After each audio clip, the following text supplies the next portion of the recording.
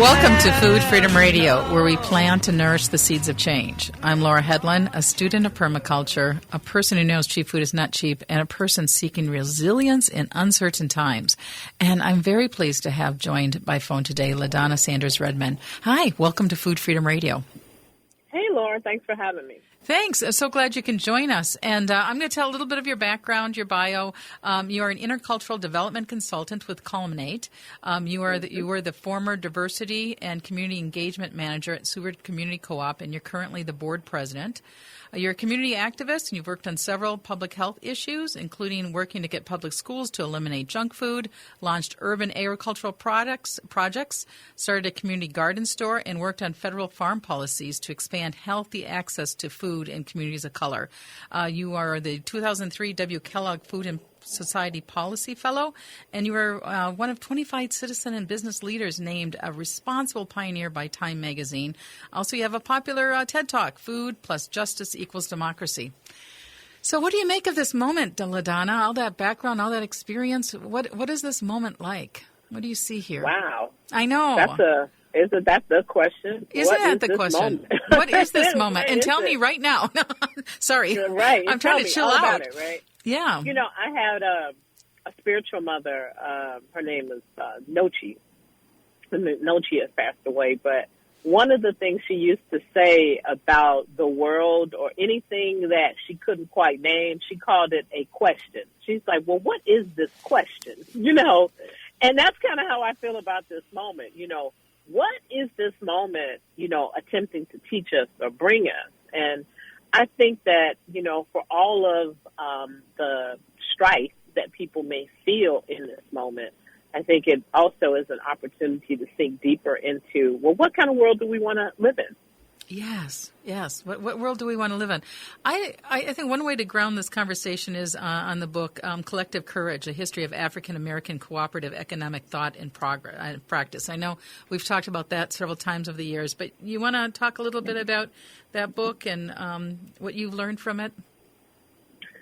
Sure. I have learned quite a bit from Jessica Gordon Emhart's book. She really helped me when I was really beginning the work at Seward Co-op to develop the Friendship Store on East 38th Street. I was really looking for the stories of African Americans and cooperatives, and all around me, for all intents and purposes, there were none besides maybe me. And I knew that couldn't be right, you know. I mean, it just seems absurd, right? That a world, you know, that a world full of people and a world full of people who carry difference, that there are no other people around that look like me that would participate in the co-op movement. And what she brung to me is a book, and to many, many people, not just me, but she brung us a book that let us know that we were a part of a spirit of cooperation that helped my community survive and many other communities survive. And it really is cooperation is anchored in mutual aid. And I think that is the biggest thing that I learned from reading her book, is that we have a obligation, a responsibility to aid each other, particularly in need, and to share our resources when we can. And it was not from a sharing of lack, but from a sharing of plenty. So there's plenty to go around. Now, that's a really important distinction, and because we're almost caught in a culture of scarcity and trying to move that to a culture of abundance. Yeah, well, you know, when we talk about abundance, oftentimes I think we get really caught up with talking about money, you know, and money is a part of abundance. I don't want to underestimate that, but there's also health and there's well-being, there's mental state. To have an abundant mindset is not necessarily different than having a lot of money, because if you think you're wealthy, then you probably are wealthy. And it doesn't mean that wealth translates into coins or dollars, but it can translate into family. It can translate into beautiful relationships that one might have. But we oftentimes get caught up with just thinking about money and then thinking about money as being bad and that we shouldn't have any, no one should have a lot of money. We shouldn't have a lot of money. And if we want a lot of money, then we're bad people. And so either we're kind of railing against the bad people who have a lot of money or trying to figure out how to save those people who don't have enough money. And there isn't enough room in either one of those positions to really think creatively around, what do we have to share and how do we share it? Yeah, and so in this book, and I'm going from an article that Daily Kos printed an interview on Wednesday, 21st, 2015 with her, and she said this, that every black co-op I have found so far started with a study group. They came together to study their situation and eventually found and studied cooperative economics. They tapped into all kinds of co-op literature from Europe and from the U.S. and even found essays written by the black leaders promoting the co-ops. So are we at a moment now where we need to take a collective pause and really ask ourselves, what is the economy for? Mm-hmm. I think that idea of studying, and really taking a look at, well, what is it that we're really trying to do? And exactly what you asked. Well, what is the economy for? Where are we trying to go with it? And what is our personal economy? The question that I think a lot of the early cooperators asked was not what other people could do, but what is it that we need to do for ourselves? It's sort of maybe a variation on the John F. Kennedy quote, around, doing for yourself and doing for the world. I can't remember the quote exactly. But I think it's really important to think about, well, what was the question that these people were trying to ask? And basically, they were trying to ask, how do we survive together? Right. I love that. And you mentioned John F. Kennedy. One thing that's given me a lot of hope is I'm participating in something that anyone can. It's online. It's all free. It's from the Presencing organization. It's with Gaia. And one of the founders of that, Outer Schormer, wrote in the Huffington Post that he pointed out that in a famous stump speech in March 1968, a few months before he was shot, then President candidate Robert Kennedy laid Blair the dangers of using gross domestic product to measure success. GDP, he says, measures neither our wit nor our courage, neither our wisdom nor our learning, neither our compassion nor our devotion to our country. It measures everything, in short, except that what makes life worthwhile. So the optimistic part of me thinks this one moment could really, we could use this moment of crisis, to really think about what do we want in a society and not be so directed by I like to call it the algorithm, oppression of the algorithm, but what makes us come alive? Mm-hmm. Absolutely. And not be afraid to do what makes us come alive. I think a lot of times the reason that we pick things or we decide to have an opinion about something like what do I want to contribute to the world is that we're worried about what the other will think, and part of my success, I guess, in terms of my own activism has been that I don't really care what other people think. And that sounds horrible because it's not that I don't care about people, but I believe that I believe that I have to believe more deeply in what I'm feeling internally than what anything is going on outside of me. And I'm confident that my internal matrix or guidance system is working optimally. And I don't think people have that confidence, so they get swayed into these different ways of thinking or being that don't serve them personally, but think that they will serve someone else. And if it's not serving you personally, then how in the world will it help someone else? There's been a lot of wonderful work on mindfulness, and Oprah had this wonderful thing on hope and resilience in uncertain times, but it's how to find that self-trust, that deep trust in ourselves. And we need to have that before we can have trust in others and in our society. Would you agree with that phrasing, trusting yourself? I believe, yeah, definitely. I think we don't trust ourselves, and there's lots of things that undermine us. I mean, even the folks, the work of the Collective Courage folks, I think those Africans who were around and studying studying on how can we survive and being oppressed. I mean, literally, like, you weren't free. I was not free. They could not, walk freely or do the thing or anything that they wanted to do. They could not do. They could not purchase a home. They could not vote. So these early cooperators were really believing against the odds, believing against everything that they saw and heard, that they were valuable. And that is really I think that's at the core of the belief system, right? That we are valuable and that everything we have to contribute can be valuable too, if we come from that place of valuing ourselves first. So I essentially, yes, I do agree with that. Yeah, because I'm quoting again from that article that they retaliated against us economically, but if we started by owning our own land, growing our own food, owning our homes, then we are politically active in the way that they cannot retaliate against us. So that building the power and really understanding that empowerment from that. I don't know how to simplify it. We're going to need to take a break, but LaDonna Sanders Redmond is joining us by phone, and we're talking about what is this moment like? What is this moment like for each other, and how do we take this moment of disruption and create something that we want future generations to live in? We're now living in a way that takes 1.75 planets to support. We only have one planet Earth. How do we connect? You're listening to Food Freedom Radio.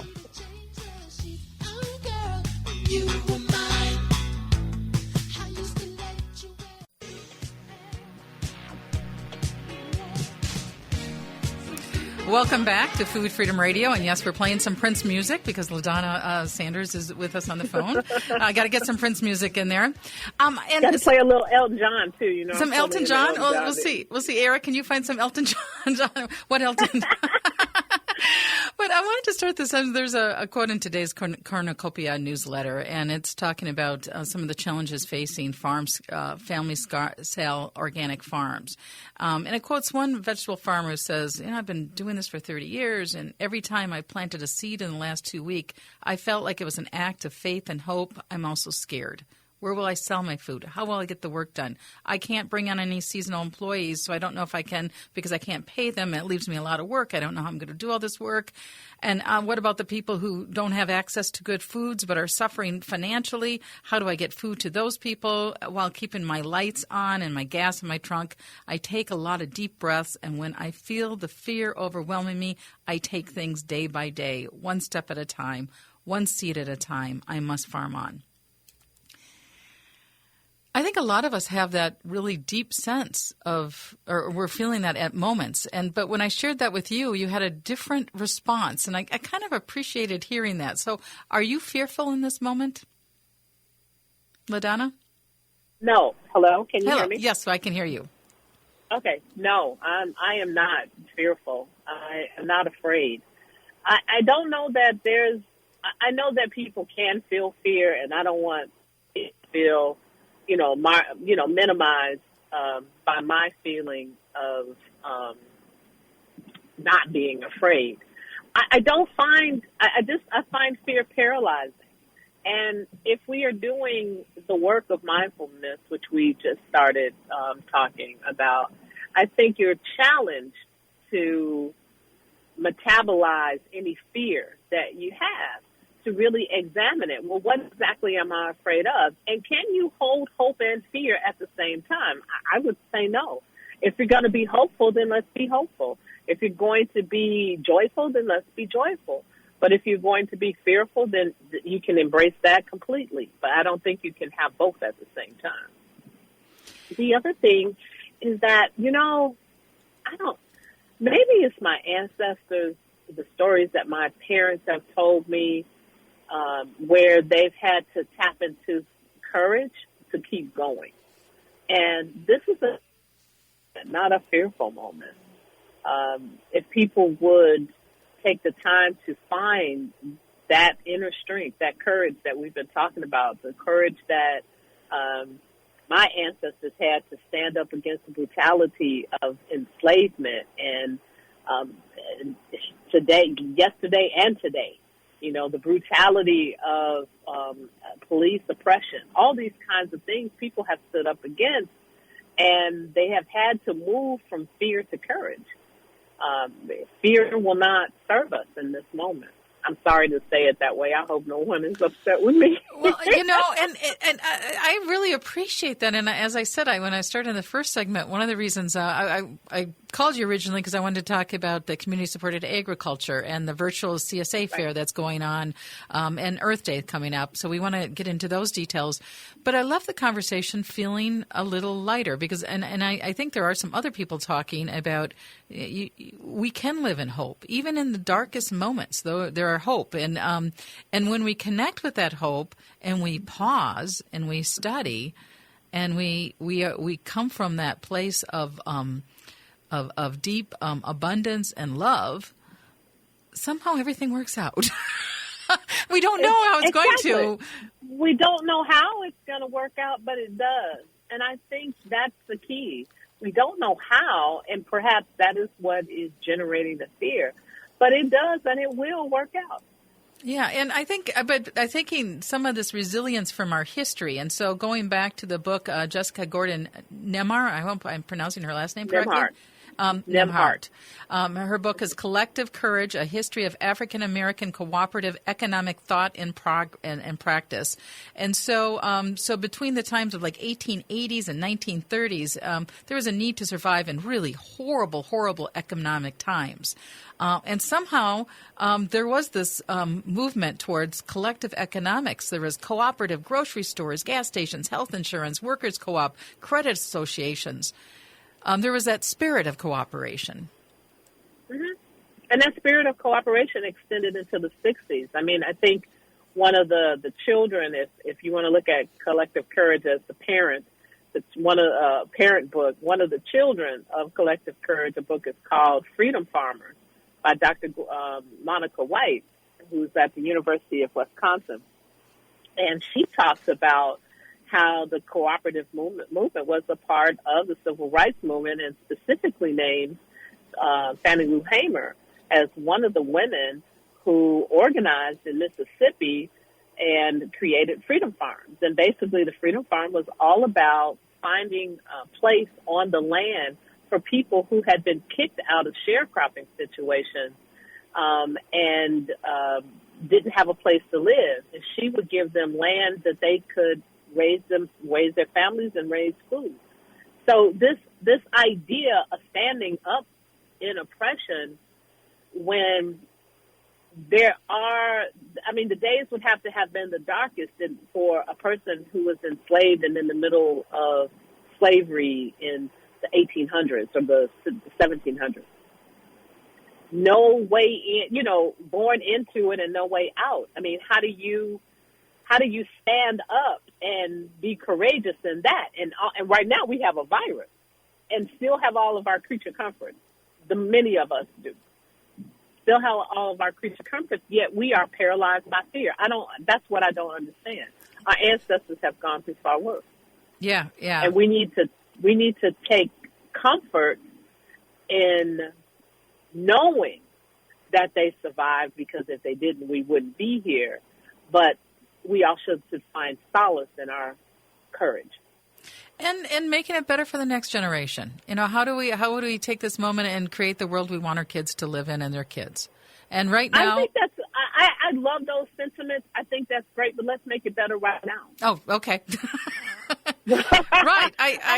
But you see, that's what I'm saying is that we always, when we're talking about prosperity or we're talking about well-being, we always say, but we're going to make it better for somebody else. No, make it better right now. The world is better right now because we're all at home. Okay? People can see the Himalayan mountains. Mount Kilimanjaro can be seen from Nairobi, Kenya. Waterways are clearer. Ozone layers are clearer. Make it better right now. Yeah. That's all I'm saying. But if we're stuck in fear, there's no way we can make it better for somebody else later. These two things don't go together. I think that is a really powerful learning.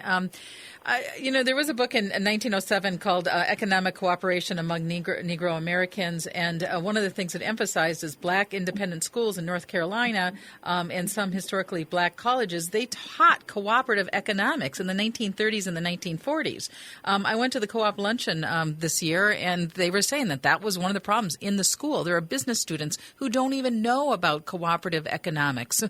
And so I know you're getting your master's degree on this right now, so you want to tell, we're just about to go to break, but this idea of how do we kind of gather our forces to really understand what a cooperative economy looks like now? I mean, that is such a big question, right? It's just like doctors not being taught nutrition. Yes, that's a great example. Just like doctors, and we're going to need to take a break, and we're going to come back and talk about this a little bit more. You're listening to Food Freedom Radio on AM 950. With us by phone is LaDonna Sanders Redmond.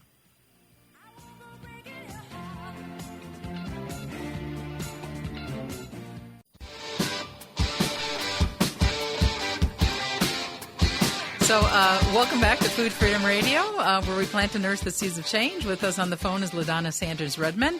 She's an intercultural development consultant.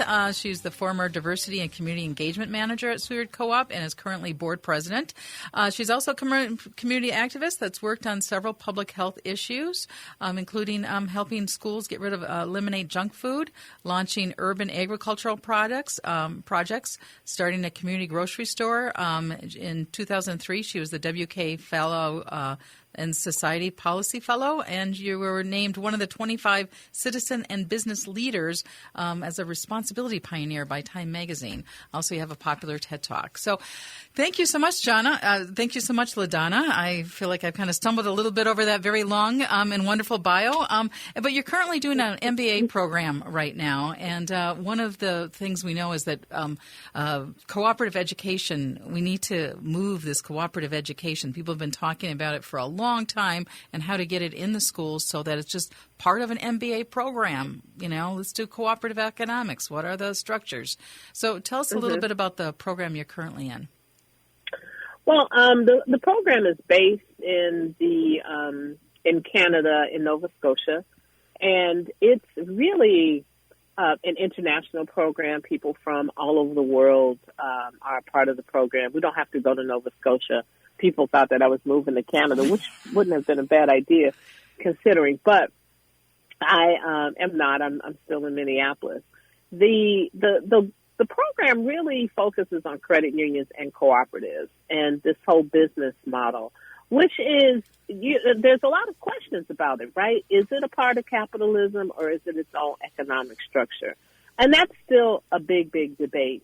But one thing is for sure is that the 7 cooperative principles definitely help businesses do better business with communities.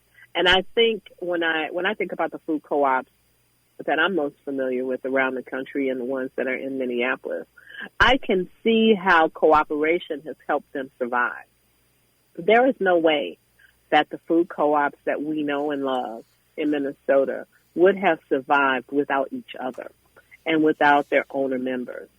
So when we think about cooperation at its smallest, minute unit, we're talking about the participation of owners and members in a project or a business for their own survival. And I think you've got so many examples here in Minnesota that I think you probably have more cooperatives in Minnesota than you do anyplace else in the country. Yes, we really are a hotbed of cooperatives. One of the things, so for 19 years, Seward Co-op has had a CSA community fair. And in some ways, it's like, what's this thing about competition and collaboration? Because you're inviting people who will buy products, so customers would buy products from them instead of buy products at the co-op. But it's not about competition. It's about how we are all in something together, right? Absolutely. The community-supported agriculture really brings together the most important points of local food systems, which is helping farmers stay on the land and helping them farm the land sustainably. The byproduct of farming land sustainably is that we get great food.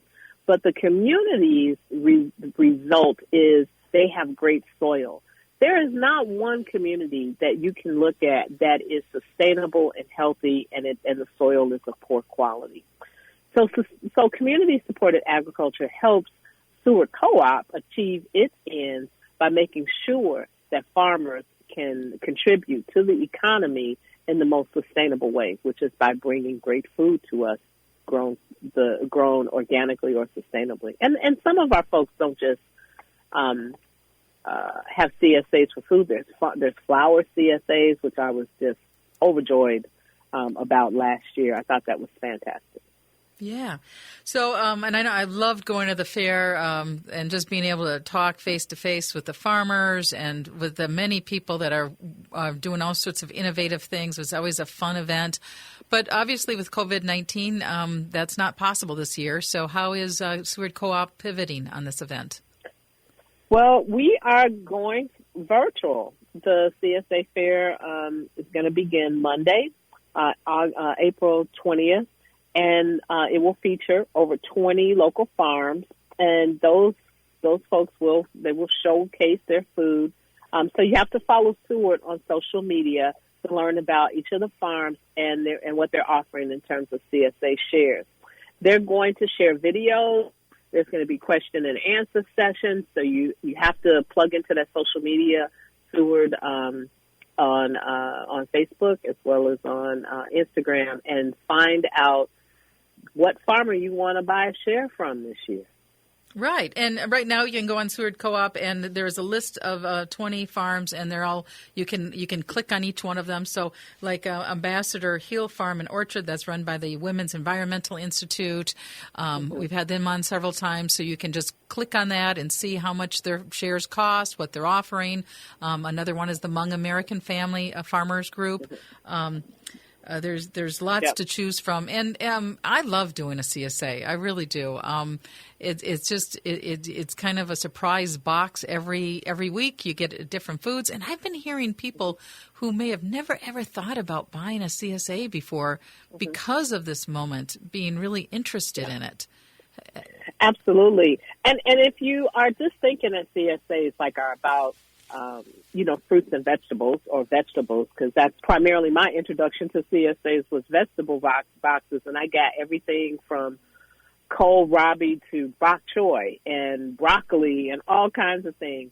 But the CSAs have diversified so much more. So what you're going to find, too, is that there's vegetable and fruit CSAs, but there's also meat CSAs, there's cheese CSAs, there's bread, there's mushrooms. People are including all kinds of things in their CSA boxes, like eggs and flours, honey, maple syrup. So the CSA boxes of 10 years ago, if you haven't done a CSA box in a little while, the CSA boxes of the early days are not today's CSA box. They are really they have a lot of fantastic products. So, you can join 2 CSAs. You can get meats and you can get fruits and vegetables. And, and that would be the way to support the local economy. And you still would probably need to go to a grocery store here and there. And, of course, we hope that you would visit Seward Co-op. Right. But it is, the people will be buying these products instead of Seward Co-op. And yes, it's about our soil and it's about each other, but it's also, it's about not having all economics be transactional, but also having economics be relational. Is that part of the spirit behind this? Yeah, I believe so, but I think it's part of what we talked about earlier. It's also not from the idea that there's only a little bit of money and that there's only so much, and so we won't get our share if you spend it someplace else. The idea is that there's plenty, and if we cooperate, there's so much more. So we're not building cooperation with the idea that, we have to kind of get in, we have to get in line, and if we don't, and if it's just about our store and we talk about someone else, then, we won't get our share. We believe that just the opposite, that there's plenty to do. There's plenty of people looking for food. They're going to come to us, but we can help them come to some other places too. So this is about sharing the commonwealth, building the commonwealth, which is the network of cooperation. So how many cooperators can we get together to build this network of cooperation that will become sustainable. So it can't just be one group cooperating. We have to cooperate with other people.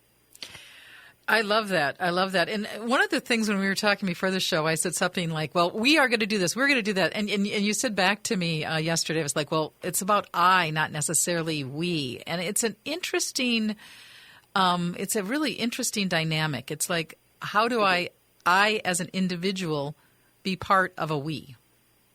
Yes. And I think that part of the we is important, like we together. And I'm not talking about I individualistically or I in, me, mine. I'm talking about I as in responsibility. There's an I in responsibility. You are responsible. So what is your responsibilities rather than what is everyone else's responsibility? There's a lot. I mean, and I use social media like all the time. And I see a lot of, I would say, finger pointing. Like, it's not my responsibility to make the world a better place. It's your responsibility. And if you don't make the world a better place the way that I think you should make the world a better place, then you're a bad person. This is not a practical way to build the community that we're talking about that we want so desperately. We have to begin to take the responsibility for ourselves in the we and bring the best part of ourselves to community. Yes, and trust our feelings around that. And there's been a lot of really cool, beautiful stories. Sewing masks. People, Minneapolis Tool Library is really geared up. Woodchuck, it's a local company, and they have switched to making protective gear. And so there's a lot of examples out there of eyes really contributing to the commons. And you were working on something with masks as well today, right? Oh, yeah.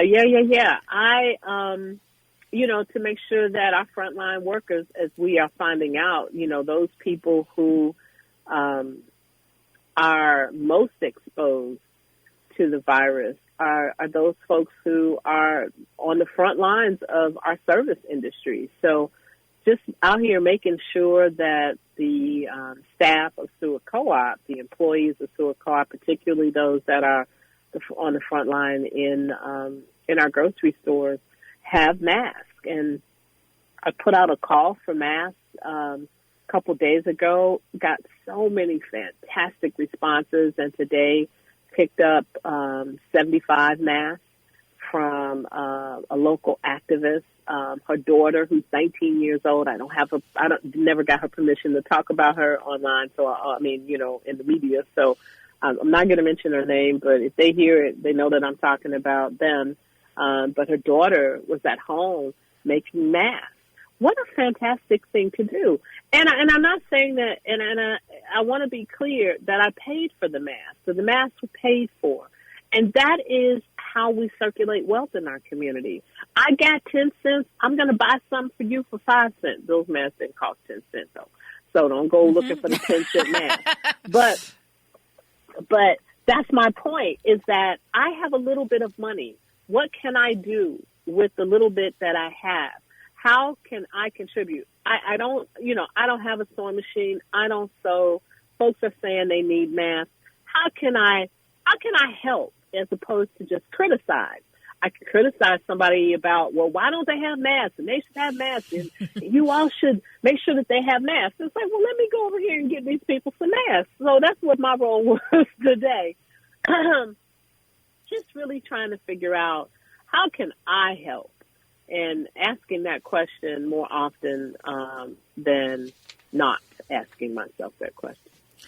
Well, we're going to go into another break, but how do we help in this time? How do we rise to the moment that we're living in a joyful way? Because if we're stuck in fear, and scarcity, we might just spin out of control. But if we can wake up to abundance and make a better world. You're listening to Food Freedom Radio on AM 950, the progressive voice of Minnesota.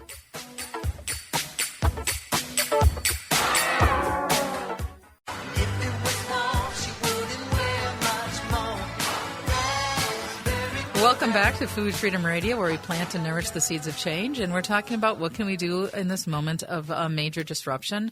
Joining us by phone is LaDonna Sanders Redmond. And, one place that I have been drawing hope is from a growing community awareness of basic cause and effect.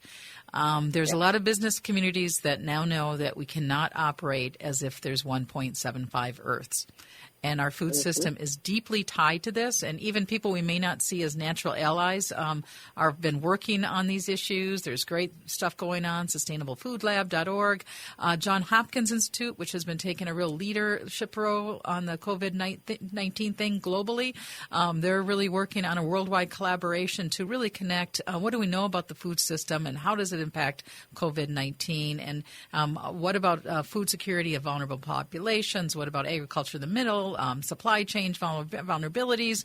There's so much going on right now with Smithfield being closed, and but then how also can we rise up and have ecological responses? So there are a lot of people doing the work or finding ways for them to do the work, and that's basically what you were saying last segment, LaDonna. What can I do in a joyful way, not paralyzed by fear, but in a hopeful way? In a hopeful way. I mean, I think, one of the things that we didn't talk about that I do want to raise up is that, we can also stand against xenophobia and racism and bigotry at this time. We can make sure that we understand that every human being, regardless of their race or their ethnicity, and certainly their gender or class status, is worthy of respect and dignity. So, really being careful not to marginalize people because of how they look based on this virus. Viruses have always been used to marginalize communities. They've even been experimented on in the name of solving a virus. I'm thinking of the Tuskegee experiment on African-American men and infecting them with syphilis and not even treatment just to see what happens. But when we look at the yellow fever and what was done to Chinese immigrants, and we look at really the founding of the United States, where smallpox and measles and all other kinds of fevers and viruses decimated indigenous community.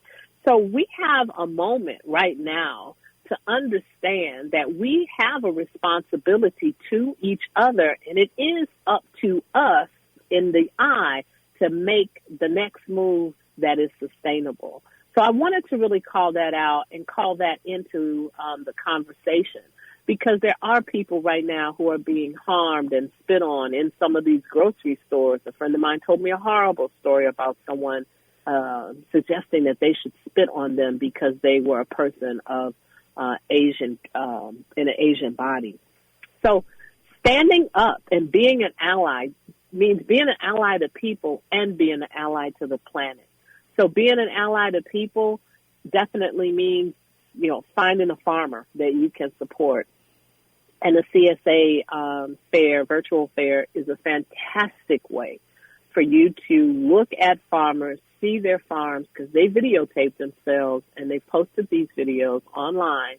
And they are talking about why they farm, and they're talking about what they farm and what they believe. And so you can find someone to support that way as well. You can also figure out some of these other smaller things. If you know how to sew and you have a sewing machine, and I'm sure that folks by now, if you have a sewing machine and you know how to sew, you've kind of figured out maybe how to make masks and things like that. But what if you don't sew like me? I don't sew, but I do have some resources. So I decided to buy masks from community people. You can do that. You can buy some masks and give some masks and dedicate yourself to being that help as opposed to being in fear, which a friend of mine or a mentor of mine told me a long time ago. Fear stands for focusing entirely against reality. Oh, I like that. Fear stands for focusing entirely against reality.